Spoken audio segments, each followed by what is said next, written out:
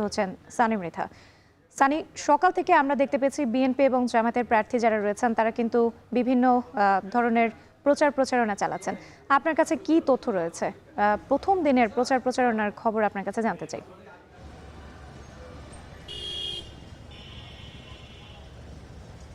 আজকে প্রথম দিনে আমরা সকাল থেকে যে বিষয়টি লক্ষ্য করেছি, উৎসব মুখর পরিবেশে কোনো ধরনের অপ্রীতিকর ঘটনা ছাড়াই কিন্তু তারা তাদের নির্বাচনী প্রচারণা করছেন প্রার্থীরা। বিশেষ করে আমরা যখন ঢাকা ৬ আসন দিয়ে সকালবেলা শুরু করি, সেখানে জামায়াত বা 10 দলীয় যে জোট রয়েছে জামায়াতের, সেখানে মনোনীত প্রার্থী ডক্টর আব্দুল মান্নান তিনি যদি নির্বাচিত হতে পারেন সেক্ষেত্রে এখানকার যেসব সমস্যা আছে সেগুলো নিরসনে যে প্রতিশ্রুতি দেওয়ার সেগুলো তিনি দিয়েছেন। এরপরে কিন্তু আমরা একই আসনের কিন্তু বিএনপির মনোনীত প্রার্থী ইশরাক হোসেনের কিন্তু 12টার দিকে তার নির্বাচনী আনুষ্ঠানিক প্রচারণা শুরু করে।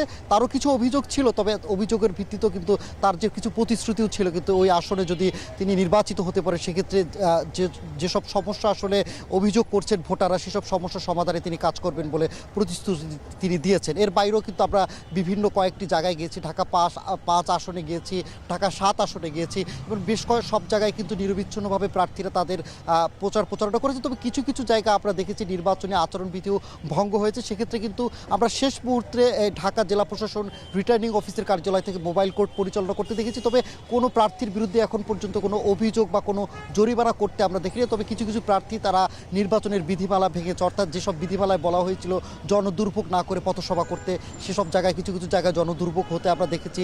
এছাড়াও কিন্তু যে সময়টাতে মাইক বা বাদ্যযন্ত্র বা যে যন্ত্রের মাধ্যমে আসলে মানুষের শব্দ পৌঁছে দেওয়া যায়, শব্দ বাড়ায়, সে ধরনের যন্ত্র কিন্তু তারা ব্যবহার করেছে, অর্থাৎ শব্দযন্ত্র ব্যবহার করেছে।